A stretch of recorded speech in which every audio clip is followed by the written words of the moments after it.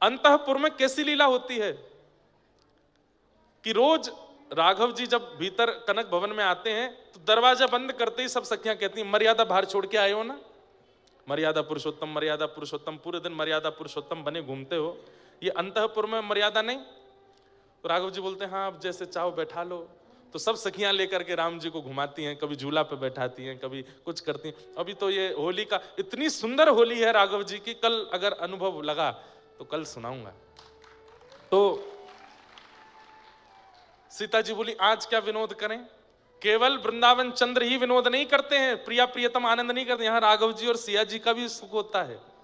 वो आज क्या विनोद करें, तो सब सखियां बोली क्या करें, नृत्य करें, बोले नृत्य तो रोज ही करते हैं, गायन करें, बोले वो भी रोज ही होता है, कुछ नया बनाए, बोले वो भी रोज, कुछ अलग करो आज। तो राघव जी बोले क्या अलग करो, कुछ अलग नहीं करना, वही कर लो जो रोज करते हो, कुछ गा लो, बजा लो, नाच लो। थोड़े से राघव जी, ये हमारे ठाकुर जी से कही होती है बात राधा रानी ने, ठाकुर जी तो 50 प्रकार के नियम बताए, ये कर लो, ये कर लो, ऐसे कर लो, लेकिन राघव जी कहीं ना कहीं थोड़े से अंतरंग भाव में रहते हैं। इतने में ही सिया जी के मन में आई, बोले हाँ एक युक्ति है। बोले क्या, आज आप लहंगा पहनो, चुनरी पहनो, आंखन में काजल लगाओ, होठन पे लालिमा लगाओ, गले में गहने पहनो, सारे केश खोल करके यहाँ सिंदूर डालो और हमारा रूप बना के हमारा अभिनय आप करो और हमें लाओ धनुष बाण दो, अपनी पीतांबरी दो, सिर पर मुकुट धारण कराओ, हम केश खोल करके आज हम राघव जी का अभिनय करेंगे और आप सीता जी का। राम जी बोले ये सब नहीं करना, कुछ नहीं करना है, हम ही रहने दो, तुम ही रहो। सीता जी बोली करना पड़ेगा, ये अंतःपुर है, ये आपकी सभा नहीं है कि वहां सभा में जाकर के आपकी बात मानी जाएगी, ये कनक भवन है, यहाँ हमारी बात मानी जाएगी। राघव जी बोले तो ये क्या तरीका है कि हम कुंडल उंडल पहन करके, आंखन में काजल लगा के, लहंगा बढ़िया पहन के घूमे। बोले कोई बात नहीं, एक विनोद होगा, सखियों को सुख मिलेगा। दूर खड़े चारुशला जी के रूप में हनुमान जी बड़े प्रसन्न, बोले आज आनंद आएगा, करवा। राम जी अंत में बेचारे हार गए, बोले कि ठीक है, कहाँ हैं, दीजिए अपने वस्त्र। सीता जी ने अपने संपूर्ण वस्त्र श्रृंगार सब दिया। बोले मैं करूं श्रृंगार, बोले नहीं नहीं आप भीतर नहीं आओगी, मैं खुद कर लूंगा। चारुशला जी बोली मुझे दे दीजिए अधिकार। हनुमान जी वो राघव जी को लेकर के भीतर गए, लहंगा पहनाया, ऊपर चुनरी उड़ाई, आंखन में काजल लगायो। बार बार हनुमान जी के नेत्र सजल हो जाते हैं कि ये सुख तो है जो मुझे बाहर नहीं मिल रहा था, वो अब अंतःपुर में मिल रहा है। और वहां चंपक लता सखी लेकर के गई हैं श्री सिया जी को, और वहां राघव जी का रूप, आहा, नव कंजलोचन कंज मुख कर कंज पद कंजारुण, अद्भुत रूप धारण किया।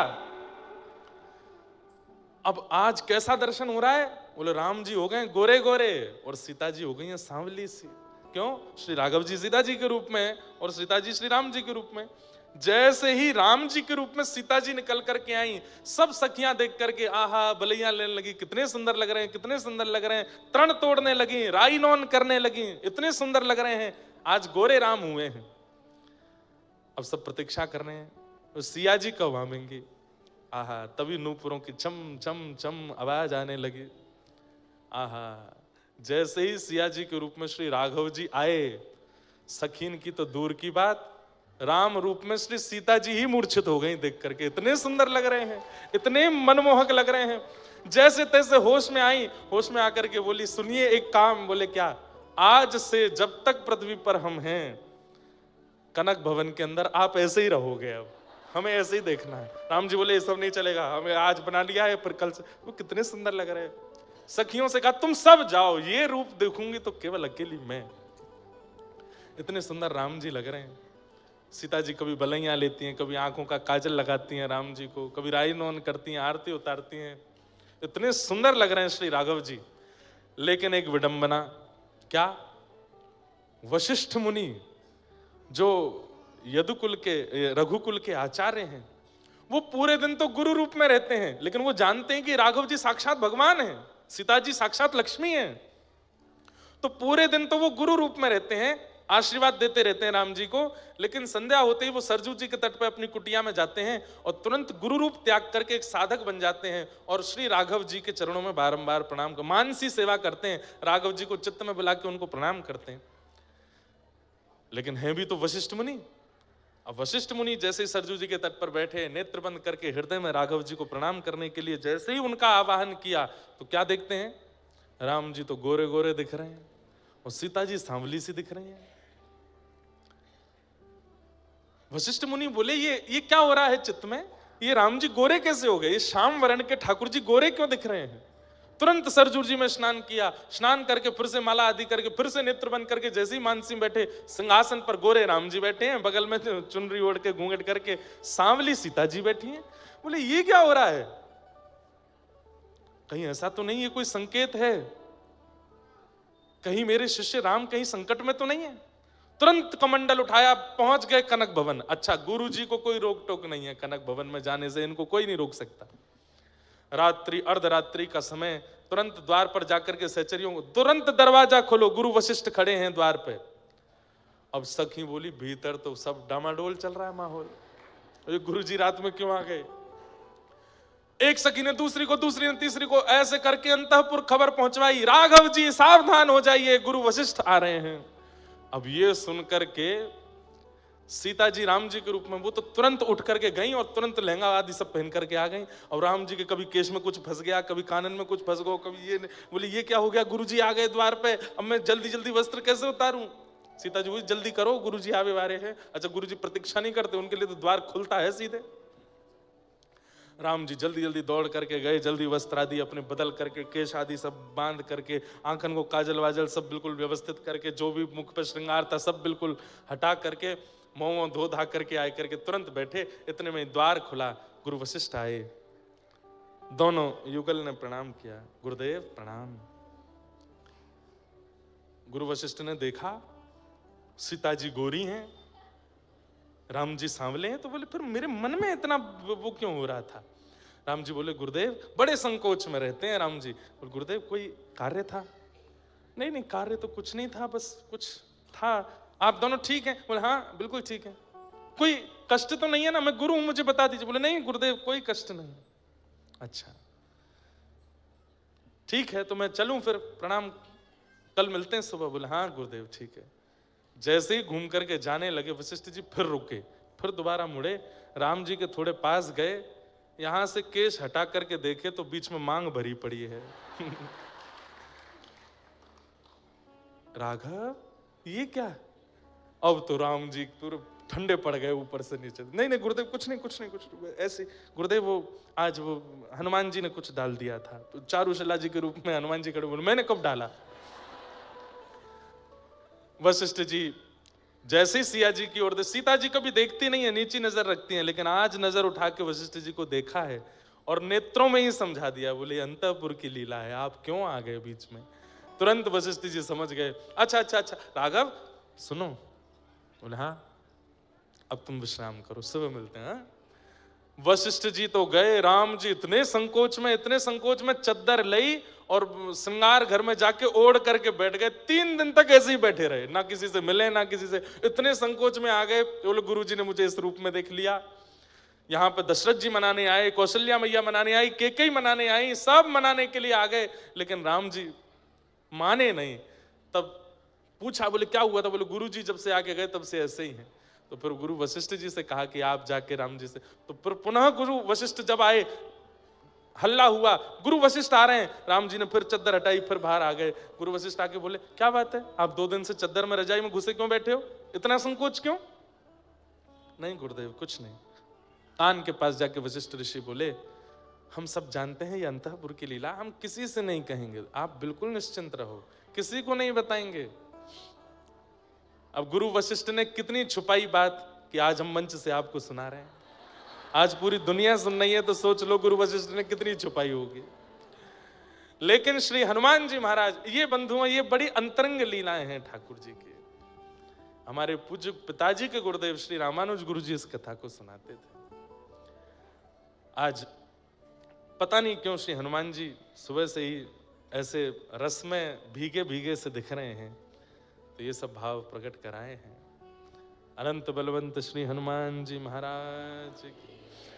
तो उनका जो बल दिख रहा है ना, वो तो केवल हम लोगों को बहकाने के लिए कि तुम भैया यहीं तक ही सीमित रहना, मुझसे बल आदि ही मांगना।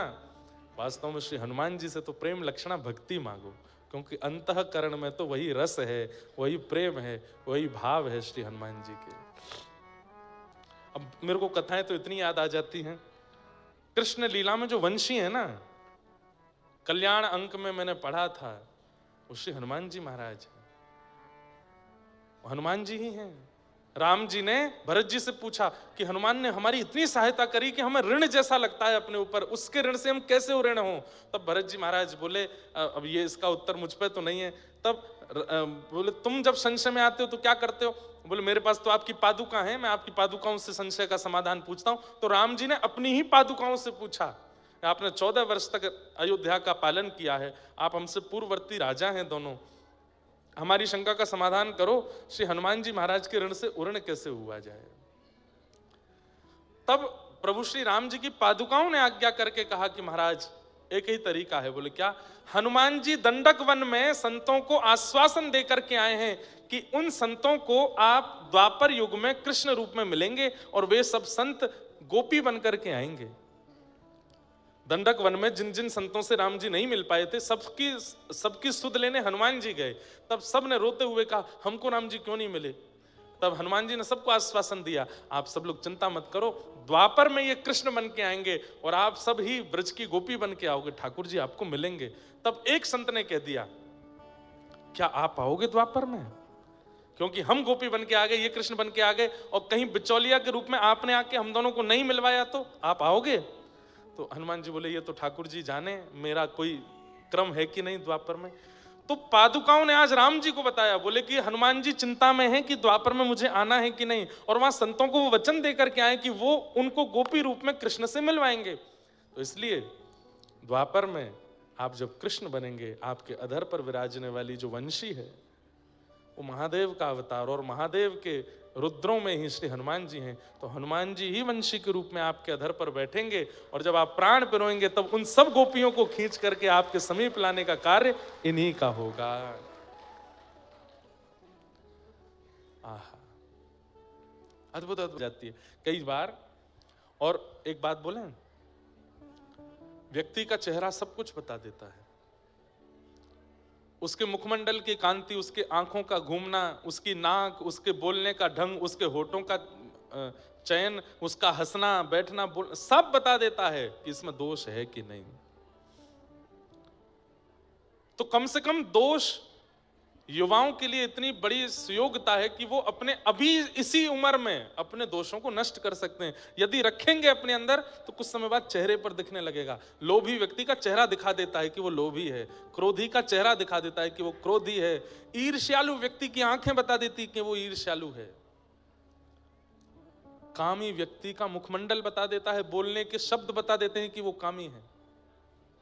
सब कुछ आपके आवरण में दिखने लगता है। आवरण में वो दोष आवे उससे पहले पहले उस दोष को नष्ट कर दीजिए, और दोष को नष्ट करने का एक ही तरीका है, उसको स्वीकार कीजिए, और स्वीकार करके नित्य बस चिंतन कीजिए कि मुझ में ये दोष है, इसकी निवृत्ति कैसे हो ये मुझे बताओ, तभी वो दोष जाएगा। तो इंद्र ने आकर के कहा कि नाथ मैंने अपराध किया, आप मुझे दंड दीजिए, इसके लिए उचित दंड क्या है मुझे दीजिए। भगवान बोले, दंड की आवश्यकता नहीं, तुमने कुछ बुरा नहीं किया, हाँ अपराध तो किया, पर तुम्हारी करनी से एक बहुत अच्छा काम हो गया। बोले क्या? जो दूर दूर भटके ब्रजवासी थे वो सब भी मेरे समीप आ गए, एक गिरिराज छत्र के नीचे सब मेरे समीप चरणाश्रित हो गए, इसलिए मैं तुमसे ज्यादा नाराज नहीं हूं। बस आइंदा से अभिमान रहित होकर के इंद्र अपनी पदवी का पालन करना, चलो जाओ। भगवान ने क्षमा कर दिया। तत्पश्चात एकादशी व्रत की कथा बताई गई, एकादशी व्रत के नियम बताए गए। बंधुओं, वैष्णवों की 3 निष्ठा है, नाम निष्ठा, तुलसी निष्ठा और एकादशी निष्ठा। अगर इन 3 निष्ठाओं में से एक निष्ठा भी आपके अंदर है तो आप वैष्णव हो। कौन कौन सी निष्ठा? नाम निष्ठा, ठाकुर जी के नाम के प्रति इतनी उत्सुकता कि बस नाम गाने सदा रुचि, उसमें रुचि रहती है, जरा कहीं कीर्तन शुरू हो जाए तुरंत मन लग जाता है। नाम निष्ठा, नित्य नाम जपते रहते हैं, मन में चित्त में, कई लोग काउंटर लगा के रखते हैं उसमें जपते रहते हैं, नाम करते रहते हैं। नाम निष्ठा वैष्णव की पहली निष्ठा है। दूसरा वैष्णव का रूप क्या है? तुलसी निष्ठा। अपने गले में तुलसी माला धारण करे, अपने अंग पर तुलसी का स्पर्श होना अनिवार्य है। जिस बिना तुलसी को पधराए ठाकुर जी जल भी पान नहीं करते, हम लोगों का अंतिम समय आएगा तो बिना तुलसी के ठाकुर जी हमको कैसे स्वीकार करें? इसलिए अंतिम समय कभी भी आ सकता है, तुलसी पहनो। और एक बात बताएं, वृंदावन जाइएगा आपकी बार, और ये वाली जो तुलसी है, तुलसी भी है, इसमें भक्तमाल जी हैं मध्य में। अगर ये धारण कर सको तो ये धारण करो। इसमें सब भक्तों के नाम हैं और ये सदा आपके चित्त में विराजते हैं। श्री नाभा गोस्वामी जी के सुंदर भक्तमाल भाव में इसकी बड़ी निष्ठा बताई गई कि जो भक्तमाल अपने चित्त में धारण करता है, अंतिम समय जब उसका आता है, अंतिम काल जब उसका आता है, प्राण निकलने का समय जब आता है, तो जितने भक्त हैं ठाकुर जी के, ध्रुव जी से लेके प्रहलाद जी तक, मीराबाई से लेके सूरदास तक, कुम्मनदास से लेके और नरसिंह मेहता तक, सब प्रकट हो जाते हैं और प्रकट होकर के उस वैष्णव को निकुंज में लेकर के जाते हैं, अगर भक्तमाल जी अंतिम समय पर आपके चित्त से स्पर्शित हैं तो। लेकिन इनको धारण करने के बाद कम से कम भक्ष मदिरा सेवन, अशुद्ध आचरण, उनसे बचना पड़ेगा। क्योंकि इनको धारण करने के बाद अगर कुछ अनर्गल खाया पिया तो फिर दंड और लगेगा, अपराध और लगेगा। तो बस वो आपको करना है। बाकी इनको धारण कर लो, दाएं दाएं डोलो खूब मस्त। जब प्राण निकलेंगे इनमें से सब भक्त प्रकट हो जाएंगे। और भक्त, ठाकुर जी नहीं आ पाए तो क्या हुआ, भक्त आ जाएंगे। अरे भाई, कहीं पर एंट्री करनी है, हम पे वहां का पास नहीं है या अधिकार, तो वहां जो आपका मित्र है उससे मित्रता कर लो। वो मित्र आपको बिना पास के एंटर करा ले जाएगा अंदर, आगे आगे जाके बैठा देगा। ठीक वैसे ही निकुंज में हमारी एंट्री नहीं है, पर हम अगर किसी भक्त को रिझा लें, सूरदास जी को मनाते चलो, मीराबाई को मनाते चलो, नरसिंह मेहता को मनाते चलो, कुम्मनदास को, अपने जीवन में एक भक्त को आश्रय अपने चित्त में विराजमान, उनको भी मनाते चलिए। राधा वल्लभ जी प्रिय लगते हैं तो फिर चित्त में एक भक्त को भी बैठाओ, राधा वल्लभ जी के दर्शन करो और फिर चित्त के उस भक्त को भी मनाओ। बोले हमारी तो योग्यता नहीं इनके चरण मिले, आप प्रसन्न रहना, आप अंतिम समय में कृपा करके हमको ले चलना है इनके पास। आहा, तो भक्तमाल जी धारण करो, कंठी धारण करो, तुलसी धारण करो। और तीसरी निष्ठा होती है वैष्णव की एकादशी निष्ठा। वो एकादशी के दिन अन्न का सेवन नहीं करता। लेकिन हमारी कई परंपराएं हैं वहां पर एकादशी नहीं होती, जैसे जगन्नाथपुरी में एकादशी नहीं है। इसका मतलब क्या है आपको बताऊं, बहुत गुप्त बात बता रहे हैं, ध्यान से पाते हैं और सबको भी भात पवाते हैं। और उस दिन अगर कोई जगन्नाथपुरी में एकादशी के दिन भात नहीं पाता, महाप्रसाद नहीं पाता, तो उसको दंड और लगता है। लेकिन एकादशी है और आप जगन्नाथपुरी में हो तो आप होटल में नहीं खा सकते, आप बाहर की रसोइयों में नहीं खा सकते, वहां तो आपको व्रत का ही खाना पड़ेगा। आप केवल और केवल मंदिर का प्रसाद पा सकते हो, उसमें कोई दोष नहीं। और केवल जगन्नाथपुरी नहीं, हमारी बात ध्यान से सुनना।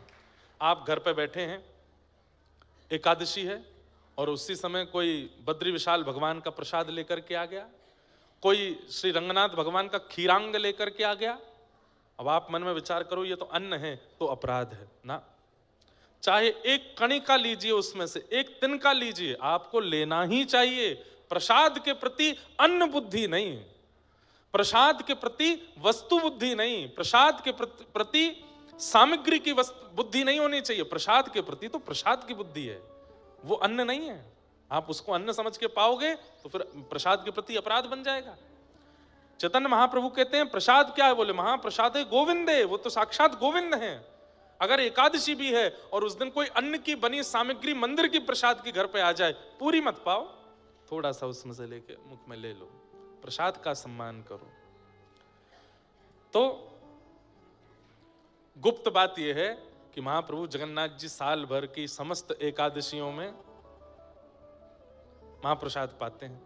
लेकिन जैसे ही स्नान पूर्णिमा आती है, स्नान पूर्णिमा के बाद 15 दिन जो मंदिर बंद रहता है रथ यात्रा तक, उतने दिन महाप्रभु जगन्नाथ जी अन्न सेवन नहीं करते। तो इसका मतलब क्या है, साल भर की सबरी एकादशी एक बार में कर लेते हैं जगन्नाथ जी, सबरी एकादशी कर लेते हैं।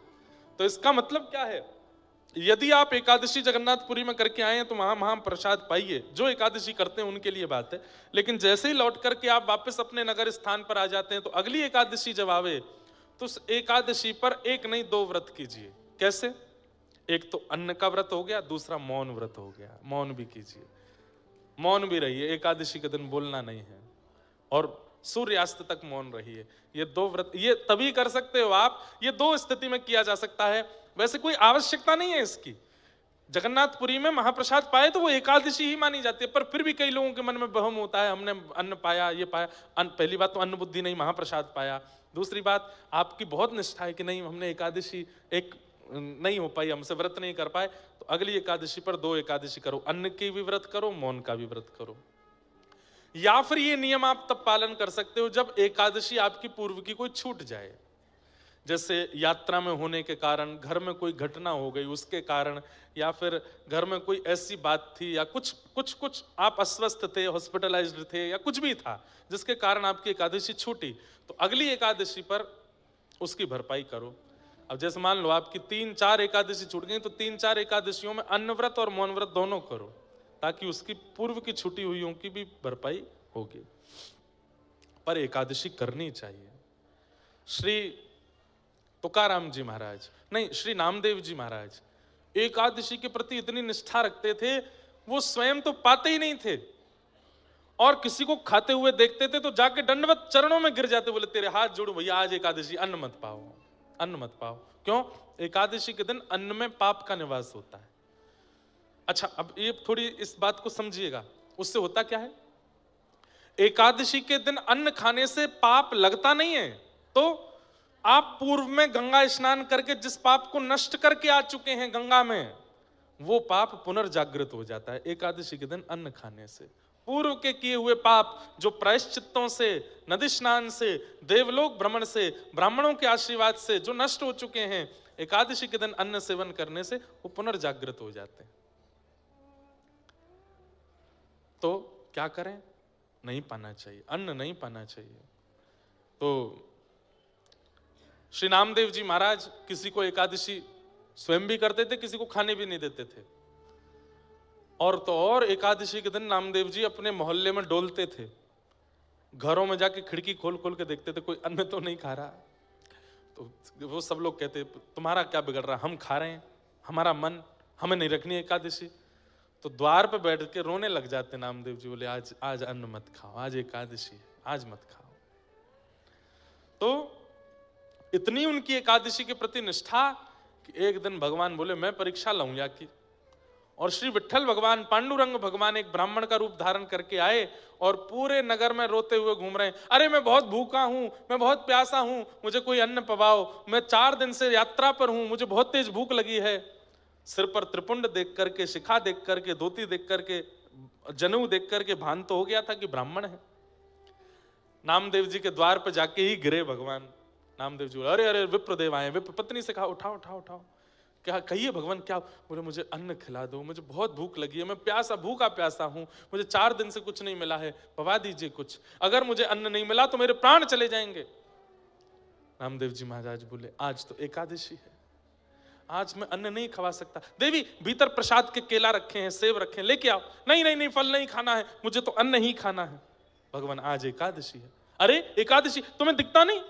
मेरे प्राण पखेरु उड़ जाएंगे यदि मुझे अन्न नहीं मिला तो। मैं कितना जर्जर हो गया, मेरे हाथ पांव कांप रहे हैं, मेरी नसें सूख रही हैं, मेरा रक्त संचार रुक रहा है, मुझे अन्न की आवश्यकता है, मेरे प्राण निकल जाएंगे। नामदेव जी महाराज बोले अन्न तो नहीं मिलेगा। बोले मेरे प्राण जाएंगे तो भी नहीं? बोले ठीक, अच्छी बात है, वैकुंठ मिलेगा एकादशी आज, प्राण चली भी गए तो सीधे भगवत धाम जाओगे। कैसे व्यक्ति हो तुम, यहाँ प्राण निकल रहे हैं मेरे, तुम कह रहे हो वैकुंठ जाऊंगा मैं? बोले अरे एकादशी, एकादशी के दिन प्राण निकले, इसके लिए कितना लोग प्रार्थना करते हैं, लेकिन आपके प्राण में निकलने नहीं दूंगा। लीजिए केला खाओ, दूध पी लो, फल खा लीजिए, फलाहार कर लीजिए, अन्न मत खाइए। ठाकुर जी बोले ठीक है तो मैं दूसरे के घर चला जाऊंगा। बोले वहां मैं जाने नहीं दूंगा, क्योंकि मुझे पता है आप अन्न खा लोगे, और मैं किसी को अन्न खाने नहीं देता एकादशी के दिन। भगवान बोले बड़े विचित्र आदमी हो, खुद भी नहीं खिलाते, मुझे कहीं खाने भी नहीं देते, जाने भी नहीं देते, अरे मेरे प्राण निकल रहे हैं। भगवान जोर जोर से नाटक करने लगे, चिल्लाने लगे, अरे नगरवासियों, अरे इसने मुझे कैद कर लिया है, मेरे प्राण निकलवा रहा है जबरदस्ती। नामदेव जी बोले नहीं नहीं नगरवासियों, मैं इनके प्राण, मैं फल खिला रहा हूं, ये खा नहीं रहे हैं, आज एकादशी, अन्न मैं खाने नहीं दूंगा। तो नगर के जो चिढ़ने वाले लोग थे वो आकर के नामदेव जी पर चिल्लाने लगे, अरे ये हमारे साथ भी ऐसा करता है, हमारे घरों में आकर के भी देखता है कोई अन्न तो नहीं खा रहा। अरे तुझे करनी है एकादशी, तू कर, सबसे क्यों करवाता है भैया, आज तो नहीं खाया ना आपने। बोले कि अभी भी देखो इसको यही चिंता है कि मैंने अन्न तो नहीं खाया। अपनी चिंता कर, मेरा तो उद्धार हो जाएगा, पर मुझे है कि सबका होना चाहिए, कोई रह ना जाए इस धराधाम पर, सब पंढरीनाथ को प्राप्त कर लें। ठाकुर जी बोले परीक्षा तो हो रही है लेकिन थोड़ी और बड़ी हो। इतने में ठाकुर जी दौरा पड़ गया, ठाकुर जी को जोर जोर से हिलने लगे, अन्न खिलाओ, अन्न खिलाओ, मेरे प्राण निकल रहे हैं। नामदेव जी महाराज सिर सहलाने लगे, पैर दबाने, पत्नी से बोले, देवी एक काम करो, दूध में केला घोल करके पिला दो इनको, थोड़े प्राण तो बचेंगे। ब्राह्मण ने मुंह बंद कर लिया, नहीं वो नहीं पीऊंगा, अन्न ही खाऊंगा। अब मेरे प्राण निकल रहे हैं, प्राण निकल रहे हैं। आंखें ऊपर चढ़ा ली भगवान ने, और देखते ही देखते सचमुच के जैसे प्राण निकल जाते हैं वैसे ठाकुर जी हो गए। हाथ में शिथिल पड़ गए, श्वासें रुक गई, धड़कन रुक गई, शरीर ठंडा पड़ने लगा। नगर के लोग बोले, अरे नामदेव, ऐसा पाप करके तू कौन सा नरक में जाएगा, कौन सी ऐसी एकादशी जिससे तेने प्राण हरण कर लिया एक ब्राह्मण के। नामदेव जी महाराज पत्नी से बोले, देवी हमारी निष्ठा के कारण किसी के प्राण गए हैं, ये अकेले नहीं जाएंगे, इनकी चिता में हम लोग जीवित प्रवेश करेंगे, हम भी इनके साथ जाएंगे, हम नहीं रहेंगे, हमारी वजह से प्राण गए। अपने घर में ही चिता बनाई, उनका शव रखा, एक शव की तरफ पत्नी पति और सब बच्चों को भी बैठा लिया, और अग्नि हाथ में लेकर के नीचे चिता में अग्नि प्रज्वलित कर ली, हाथ जोड़ के बैठ गए, हे पंडरीनाथ, मैंने एकादशी नियम तोड़ा नहीं, पर मैं किसी को देखता भी नहीं अन्न खाते हुए, इसलिए इन विप्र के प्राण गए, इसलिए मैं अपने प्राणों की आहुति इनके साथ दे रहा हूं। सब नगर के लोग देखते रहे। अग्नि जैसे ही प्रज्वलित हुई, ताप जैसे ही उस शव को लगा, उस शव थोड़ी, वो तो भगवान थे। ठाकुर जी कमर में गर्मी से लगी, इतने में ठाकुर जी उठ के बैठ गए, शंख चक्र गदा पद्म धारण चतुर्भुज रूप में प्रकट हो गए। चिता के अंदर से नामदेव जी को, पत्नी को, सबको बाहर निकाला, हृदय से लगा लिया। अरे मेरे नामा, मैं तो परीक्षा लेने आया था तेरी, और तुम उस परीक्षा में सफल हुए, तुम्हारी निष्ठा देखने आया था, कैसी निष्ठा मेरी एकादशी के प्रति। और ये दृश्य देख करके सब नगर वासियों ने भी प्रण ले लिया कि भैया अब हम भी एकादशी करेंगे। जब एकादशी से ठाकुर जी की इतनी प्रसन्नता है तो हम क्यों ना हो। बंधुओं, मैं अपने उद्धार के लिए जब कोई काम करता हूं ना, ठाकुर जी इतने खुश होते हैं, इतने खुश होते हैं। आप अपने उद्धार के लिए जब क्रिया करते हो, ठाकुर जी कहते हैं सोने का छत्र मत चढ़ाओ, पोशाक मत चढ़ाओ, इत्र मत चढ़ाओ, दान दक्षिणा पेटी में मत चढ़ाओ, पर अपने कल्याण उद्धार के लिए तुम क्रिया करो, मुझसे ज्यादा प्रसन्न कोई नहीं होता। ठाकुर जी कहते हैं मुझे इतनी खुशी होती है जब व्यक्ति अपने उद्धार के लिए क्रिया करता है। एकादशी व्रत जब व्यक्ति करता है, उत्साह के साथ करता है, उस दिन ठाकुर जी इतने प्रसन्न होते हैं, हमें देख करके रीझते हैं ठाकुर जी। और यदि वो प्रसन्न हमारी एक क्रिया से होते हैं तो हम क्यों ना करें उन्हें प्रसन्न। अरे संसार में रहने वाले प्रेमी जन एक दूसरे के लिए कितना त्याग करते हैं, क्या हम ठाकुर जी के लिए 15 दिन में आने वाली एक एकादशी में अन्न त्याग नहीं कर सकते? करिए, और बड़ी निष्ठा के साथ उसको करिए। इस प्रकार बताते हुए अब आगे रास पंचाध्यायी का प्रसंग आया। भगवान पिता रात्रि शरदोत्फुल्ल मल्लिका विक्षरन्तुम मनश्चक्रे योग मायामुपाश्रित। बंधुओं, संपूर्ण श्रीमद् भागवत में एक विलक्षणता है, बहुत ध्यान से सुनिए सब लोग, इधर देखो। श्री परीक्षित जी प्रश्न करते हैं और सुखदेव जी उत्तर के रूप में कथा सुनाते हैं। लेकिन रास पंचाध्यायी के विषय में आता है कि यहां परीक्षित ने प्रश्न नहीं किया कि मुझे रास लीला के बारे में बताओ, सुखदेव जी अपने आप ही सुनाने लग गए। क्यों? क्योंकि ये रास का प्रसंग ऐसा है कि जब तक इसमें प्रविष्टि नहीं होगी, इसमें प्रवेश नहीं होगा, संपूर्ण लीलाएं अधूरी सी हैं। भगवान का प्राण है रास पंचाध्यायी। मैं हर कथा में बताता हूं, आज फिर बता रहा हूं, रास का मतलब नृत्य नहीं होता। आप नैमिषारण्य आए हैं कथा सुनने के लिए, ये रस है। लेकिन नैमिषनाथ भगवान आपके घर आ जाएं आपका प्रेम लेने के लिए, वो रास है। आप वृंदावन जाते हो, वो रस है, पर वृंदावन बिहारी आपके पास आ जाते हैं, वो रास है। आप जगन्नाथपुरी जाते हो, वो रस है, पर जगन्नाथ जी आपके घर आ जाते हैं, वो रास है, वो रास है। समझ में आई बात? आप प्रधानमंत्री से मिलने गए, वो रस, पर प्रधानमंत्री आपके घर आ गए, वो रास। रास का मतलब क्या है? मैं हरि का सुमिरन करूं, ये रस है, पर हरि मेरा सुमिरन करें, ये रास है। अपने आप को इतना योग्य बना लीजिए, भक्ति मार्ग में इतना निपुण कर लीजिए कि मेरा सुमिरन हरि करें, मैं पावा विश्राम। भक्ति पथ में गंतव्य क्या है? किसी ने मुझसे कहा आपकी व्यासपीठ का नाम भक्ति पथ है, इस भक्ति पथ का गंतव्य क्या है, डेस्टिनेशन क्या है? तो मैंने कहा भगवत ठाकुर जी मिल जाएंगे तो पथ तो रुक जाएगा, और ये पथ कभी रुकता नहीं है। तो भक्ति पथ का गंतव्य क्या है? बोले मैंने सुमिरन करने से प्रारंभ किया था तो मैं भक्ति पथ पे था, पर मैं सुमिरन करते करते ऐसी स्थिति आई, अब मेरा सुमिरन हरि करने लग गए हैं, ये भक्ति पथ का गंतव्य है। ठाकुर जी मेरा स्मरण करने लगे। आप कहोगे महाराज जी क्या कहना चाहते हैं, भगवान हमारा भजन करते हैं? बोले हाँ, आज पंढरीनाथ भगवान की याद आ रही है। श्री विठ्ठल भगवान महाराष्ट्र में विराजमान है। वे नित्य कीर्तन करते हैं, हाथ में करताल लेकर के। रात्रि में जब पुजारी जी मंदिर बंद करके शयन करा करके गए तो पुजारी जी को दृश्य दिखा। कैसा दृश्य दिखा? कि ठाकुर जी भुजा उठा करके करताल बजा रहे हैं और श्री लक्ष्मी जी बगल में बैठ के मृदंग बजा रही हैं और ठाकुर जी उछल उछल करके नृत्य कर रहे हैं।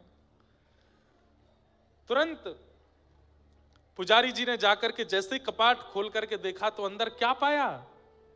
आहा, ज्ञानेश्वर माऊली, ज्ञान देव तुकाराम, ज्ञान देव तुकाराम, ज्ञान देव तुकाराम, ज्ञान देव तुकाराम, ज्ञान देव तुकाराम। हमारा कीर्तन क्या है? राधे कृष्ण कृष्ण कृष्ण राधे राधे, राधे श्याम श्याम श्याम। ये हमारा कीर्तन है, ये हम करते हैं ठाकुर जी के लिए। पर ठाकुर जी का कीर्तन क्या है?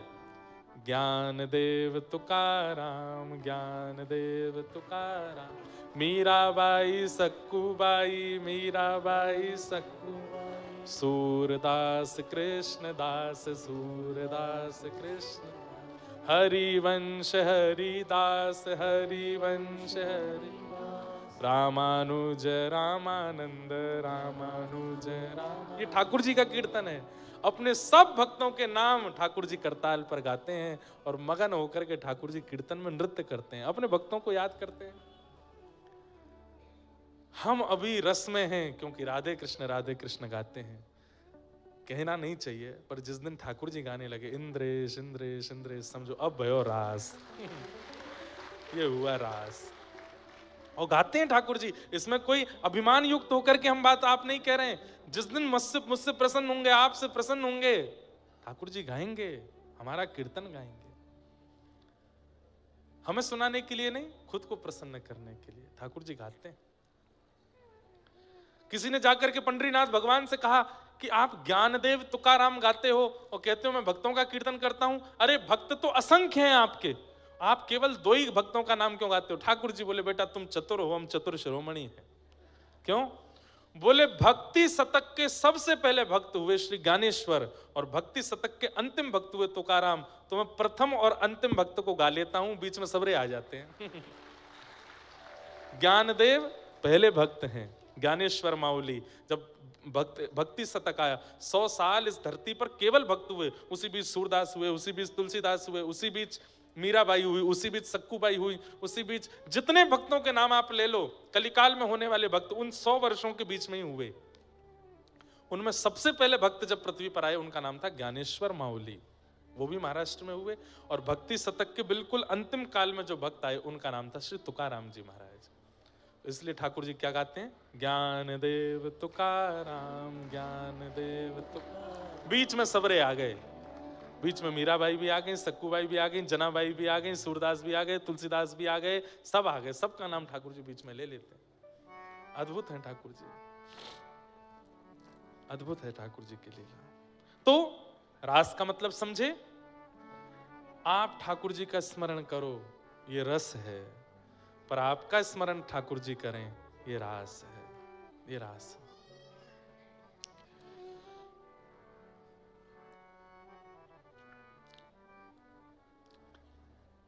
रास पूर्णिमा का दिन आया, शरद पूर्णिमा का दिन आया और जैसी पूर्णिमा का चंद्रमा प्रकट हुआ, गोपियों के चित्त में हलचल होने लगी। क्यों? क्योंकि ठाकुर जी ने चीर हरण के समय कहा था कि मैं शरद पूर्णिमा की रात्रि पर रास करूंगा। रास करूंगा मतलब तुम्हें मुझे नहीं बुलाना पड़ेगा, मैं तुमको बुलाऊंगा। और आज गोपियां विचलित हैं, व्याकुल हैं, श्याम सुंदर मिलेंगे, श्याम सुंदर बुलाएंगे। और इतने में ही कदम वृक्ष के नीचे बैठ गए ठाकुर जी और वन में जाकर के आहा क्या कर रहे हैं ठाकुर जी? निशम्य गीतम तदनंगवर्धनम व्रज स्त्रियः कृष्ण गृहीत मानसा आजग्मुरन्योन्यमलक्षितोद्यमा सयत्र कांतो जवलोल कुंडलैः। ठाकुर जी ने ऐसी वेणु का वादन किया, अपने अधर पर वेणु रख करके जैसे ही ठाकुर जी ने उसमें वादन करना प्रारंभ किया तो कहते हैं निशम्य गीतम तदनंग वर्धनम। जैसे आंखें ठाकुर जी को देखना चाहती हैं पर उतनी व्याकुल नहीं है, कान कथा सुनना चाहते हैं पर जगह नहीं मिली तो लौट गए वापस, इतने व्याकुल नहीं है। हाथ सेवा करना चाहते हैं पर सेवा मिली तो अच्छा, नहीं मिली तो लौट गए, मतलब मिले तो ठीक, नहीं मिले तो कोई बात नहीं। ऐसे वाली इंद्रियां गोपी नहीं होती। मिलेंगे कैसे नहीं, मुझे तो चाहिए, चाहे 1 दिन 2 दिन कितना मैं प्रतीक्षा करता रहूंगा, मुझे तो सेवा चाहिए। तो यहां पर कहते हैं ठाकुर जी ने ऐसे वेणु का रव किया कि जो इंद्रियां कृष्ण प्रेम में उन्मुक्त थीं वह इंद्रियां और ज्यादा उत्सुक हो गई, उनमें और वर्धन हो गया भगवत प्राप्ति के लिए। चतुर्भुज दास जी गाते हैं, दर्शन को नैना तपे वचन सुनन को कान मिलवे को हियरा तपे हिय के जीवन प्राण गोवर्धन वासी सांवरे गोवर्धन वासी लाल तुम बिन रयो न जाए रे गोवर्धन वासी। कभी हुआ बंधु ऐसा वृंदावन गए थे लेकिन जैसे ही लौटने लगे तो गाड़ी में बैठ के रोना आया, वृंदावन से बाहर निकलते समय रोना आया, लेकिन अपने घर तक रोते ही आए और घर पे आने के बाद भी फिर अगले दिन भी रो रहे हैं, दूसरे दिन तीसरे दिन भी रो रहे हैं, चौथे दिन भी रो रहे हैं, महीने तक रोते ही रहे। ऐसा नहीं होता, आज की डेट में तो ऐसा नहीं होता। व्यक्ति 1 आध दिन व्याकुल रहता है पर महीनों महीनों तक व्याकुल रहे, ये आज की स्थिति नहीं है। हाँ होता है व्याकुल, संसार की वस्तु के लिए होता है, वो तब तो 10-10 साल तक व्याकुल रहता है व्यक्ति, नस बस काट के बैठ जाता है अपनी, इतना व्याकुल हो। पर ठाकुर जी के लिए कभी कोई ने नस काटी सुना आपने? अब भैया कर मत लेना कहीं, उससे ठाकुर जी नाराज और हो जाएंगे। शरीर को ठोस मत पहुंचाना, व्याकुलता चित्त से होती है भाई, शरीर से नहीं। ये शरीर की गतिविधि अव्यवस्थाओं से कोई अपना प्रेम दिखाना चाह रहा हो, महापाखंडी है वो, ढोंगी है, हृदय से नहीं दिखा पा रहा है इसलिए शरीर से दिखाने का प्रयास कर रहा है। हृदय से दिखाओ। दर्शन को नैना तपे वचन सुनन को कान मिलवे को हियरा तपे हिय के जीवन प्राण गोवर्धन वासी सांवरे तुम बिन रहो न जाए। ऐसी स्थिति। एक प्रसंग आता है कि गोसाई श्री विठलनाथ जी अपने ठाकुर जी नवनीत प्रिया जी, जिनको लड्डू गोपाल कहते हैं, प्रथम नवनीत प्रिया जी श्री श्रीनाथ जी में विराजमान है। इस पूरे ब्रह्मांड के सबसे पहले लड्डू गोपाल, छोटे से हैं, इतने होंगे नवनीत प्रिया जी। उनको नाम लोगों ने लड्डू गोपाल रख दिया, जबकि हाथ में लड्डू भी नहीं है, वो मक्खन है। उनका मूल असली नाम नवनीत प्रिया लाल, नवनीत मतलब मक्खन, उससे जो प्रेम करे वो लाला, नवनीत प्रिया लाल। तो सेवा करके गोसाई जी बोले जय जय, प्रेम से विराजी हूं, भीतरिया बाहरिया सब आपकी सेवा करेंगे, मैंने गोकुल तक है के आऊं। ठाकुर जी सिंहासन पर ऐसे बैठे हैं, जैसे ही गोसाई श्री विट्ठलनाथ जी मंदिर से बाहर निकल के गए, नीचे अपने रथ पर बैठे, ऊपर मंदिर की ओर देखा तो क्या पा रहे हैं, नवनीत प्रिया जी अपने सिंहासन से उठ के जंगला पे खड़े होकर के पूछ रहे हैं, जल्दी आ जाइयो, मुझको आपकी बहुत याद आवे, जल्दी आ जाइयो, मेरो मन ना लगे। गोसाई जी देख करके गए ही नहीं, रथ को भेज दिया, बोले कि अपने जय जय को मैं कष्ट नहीं दे सकता। बेचारे इतने व्याकुल, इसको कहते हैं रास। ठाकुर जी आपके लिए व्याकुल हो जाएं, आपके लिए उत्सुक हो जाएं। तो गोपियां जैसे ही कानों में वेणु रव पड़ा, सबकी इंद्रियां कृष्ण प्रेम में उत्सुक हो गईं, दौड़ने लगी गोपियां कृष्ण मिलन के लिए।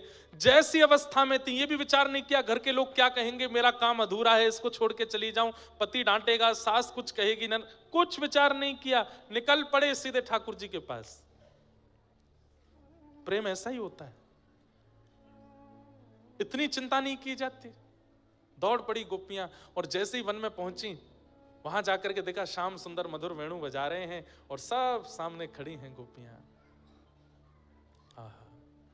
भगवान ने कहा, स्वागतम वो महाभाग प्रियम किम करवाणि व ब्रजस्यानामयम कश्चित् वृता गमन कारणम। आइए आइए आइए, स्वागतम स्वागतम, सब गोपियों का बहुत बहुत स्वागत। कितनी गोपियां गई? बोले लाखों गोपियां थी। और कितनी उम्र की गोपियां हैं? कोई स्पेसिफिक एज ग्रुप की गोपी गई हैं क्या ठाकुर जी से मिलने? तो कहते हैं आबाल वृद्ध वनिता। ठाकुर जी के रास में आने वाली गोपियों में सबसे छोटी गोपी 5.5 से 6 वर्ष की है। कितने की? 5.5 से 6 वर्ष की। मतलब 2-4 बड़ी गोपी तो गोद में लेके आई हैं वहां, और वो भी उतने ही प्रेम में हैं जितने और ये तो सबसे छोटी गोपी हो। सबसे बड़ी गोपी बोले यशोदा मैया की भी पर सास की उम्र की है, बिना दांत की।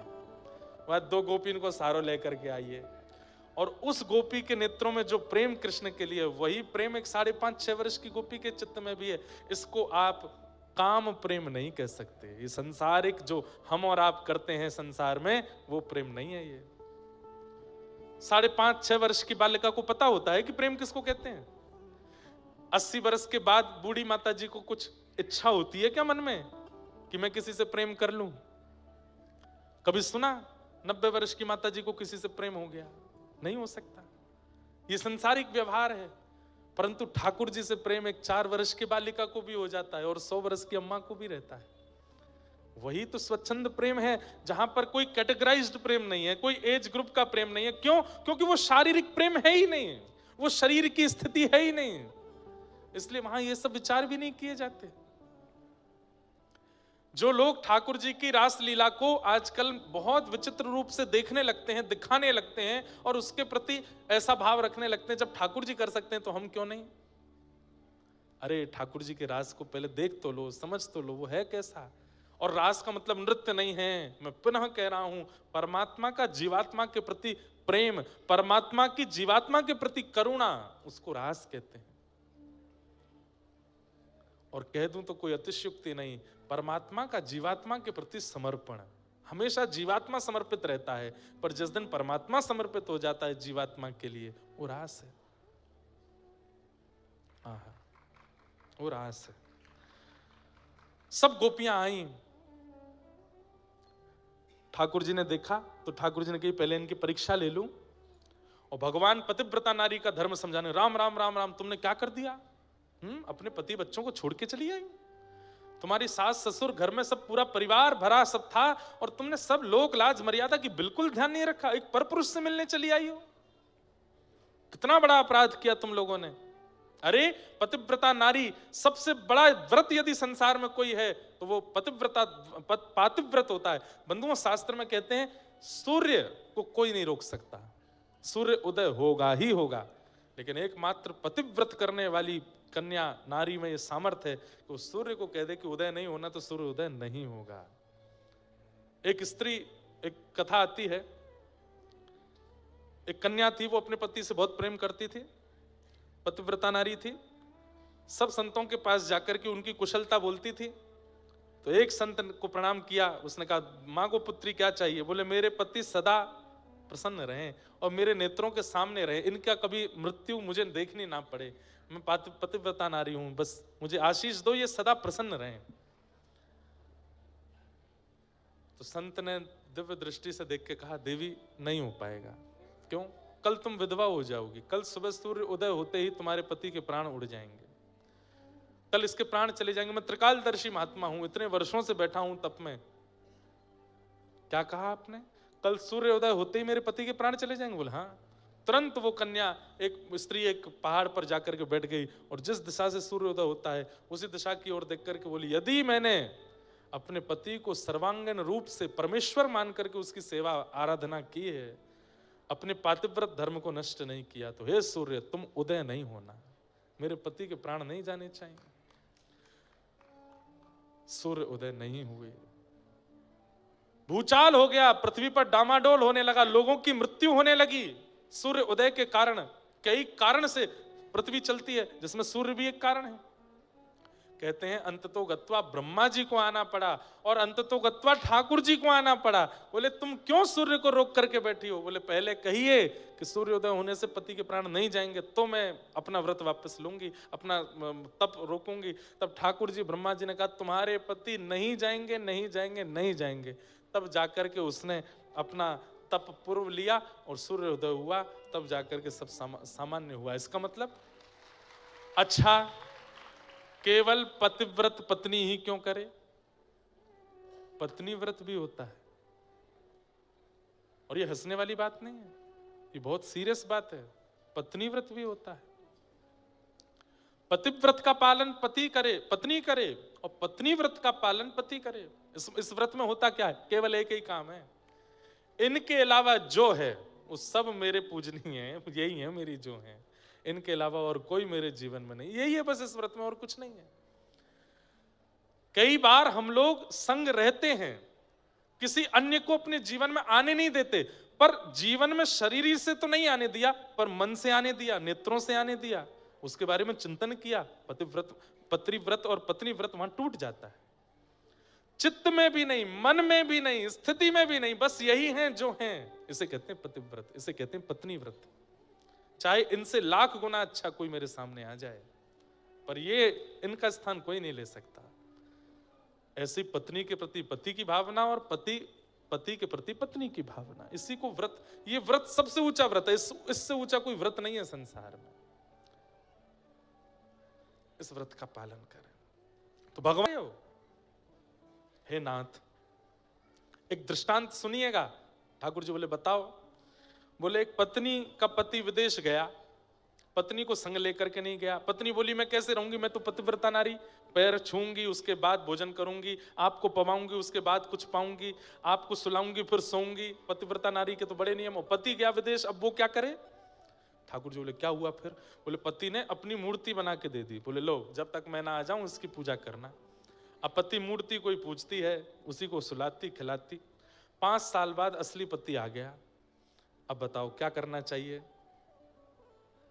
ठाकुर जी बोले क्या करना चाहिए मतलब? अरे 5 साल से जिस पति को खिलाती पिलाती सुलाती नहलाती है, अब उसके भोजन वो करा रही है और असली पति सामने आ गया है द्वार पर, तो उसको क्या करना चाहिए? इसको भोजन कराना चाहिए, भोजन पूरा कर देना चाहिए, या आधा अधूरा भोजन छोड़ के असली पति को बैठाना चाहिए? क्योंकि 5 साल से जिस पति की सेवा कर रही थी उसकी आधी में सेवा कैसे छोड़ दे? पतिव्रता धर्म नष्ट हो जाएगा। और पतिव्रता धर्म छोड़ करके आधे में भोजन छोड़ के अगर असली पति को न लेने जावे तो भी पतिव्रता धर्म टूट जाएगा। असली तो वही है। बताइए नाथ क्या करना चाहिए? उसको भोजन पूरा मूर्ति वाले को खिलाना चाहिए या द्वार पर खड़े असली को प्रवेश दिलाना चाहिए? ठाकुर जी बोले अरे जब तक असली आया नहीं था तब तक मूर्ति वाला था, उसको खिलाते पिलाते सुलाते थे। अब भली उसने आधी रोटी खाई, असली सामने आ गया तो आधी रोटी में उठ के जाना चाहिए, उसको लेना चाहिए, उसको बुलाना चाहिए। गोपियां बोली वही बात, वो सब तो मूर्ति वाले पति हैं, इतने दिन से उनकी सेवा कर रही थी। अब जब पता चल गया कि असली पति नंद नंदन कृष्ण ही हैं, ये सामने हमारे खड़े हैं, और अगर हम उन्हें छोड़ करके आपके पास आ गए तो हमने क्या अपराध किया हमें बताओ? स्तब्ध हो गए, मौन हो गए। जिनकी जीव पर शब्द नृत्य करता है, आज ढूंढे से नहीं पता चल रहा कि उसका उत्तर क्या दूं मैं। चुपचाप बैठे ठाकुर जी। बोले सिर मत हिलाओ, उत्तर दो। और आपको सुनिए, हम जिद्दी वाली प्रेमी नहीं है बंधुओं, बहुत अच्छा है ये भाव, सुनिएगा। हमारा प्रेम जिद का नहीं है श्री कृष्ण, और हमारा प्रेम, कहीं आप हमको व्यभिचारिणी मत समझना। जैसे एक व्यभिचारी नारी होती है, एक से अनेकों के साथ रह लेती है, व्यभिचारी पुरुष होता है, एक से अनेकों का संग कर लेता है। हम व्यभिचारी नहीं है। हमें आपके स्पर्श की इच्छा नहीं है, हमें आपको देखने की इच्छा नहीं है, हमें आपको सुनने की इच्छा नहीं है, हमें आपके आलिंगन की इच्छा नहीं है, आपके साथ बैठने की इच्छा नहीं है। हमारा प्रेम केवल इतने पर शुरू होगा, इतने पर खत्म हो जाएगा। कितने पर? बोले केवल हमारे सामने खड़े होकर कह दो कि तू मेरी है, बस हम चली जाएंगे लौट के। फिर जीवन में कभी मत देखना हमको, कभी मत बुलाना हमको, कभी मत मिलना हमसे। पूरा जीवन केवल इसी बात को ध्यान करके मैं व्यतीत कर दूंगी कि आपने कहा था कि आप मेरी हो। हमारा प्रेम केवल इतना है नाथ। स्पर्श का प्रेम नहीं है, मिलन का प्रेम नहीं है, वार्ता का प्रेम नहीं है, सुनने का कहने का प्रेम नहीं है, खिलाने पाने का प्रेम नहीं है। हमारा प्रेम तो केवल स्वीकारीकरण में है। आप बस हमें स्वीकार करके छोड़ दो, कह दो कि आपने स्वीकार किया, और फिर भले ही हमको आप अपने पैरों तले रौंद दो, हम कभी शिकायत नहीं करेंगे। ऐसा प्रेम हो सकता है? किसी से प्रीति हो गई और वो व्यक्ति जीवन में कभी मिला ही नहीं, लेकिन फिर भी अंत तक हम उसी के हैं। यही तो प्रेम है। हमारा आपका संसारी प्रेम कैसा है? मिलो तो प्रेम है, दिखो तो प्रेम है, वार्ता करो तो प्रेम है, खिलाओ या खाओ तो प्रेम है। ठाकुर जी का प्रेम ऐसा नहीं, गोपियों का प्रेम ऐसा नहीं।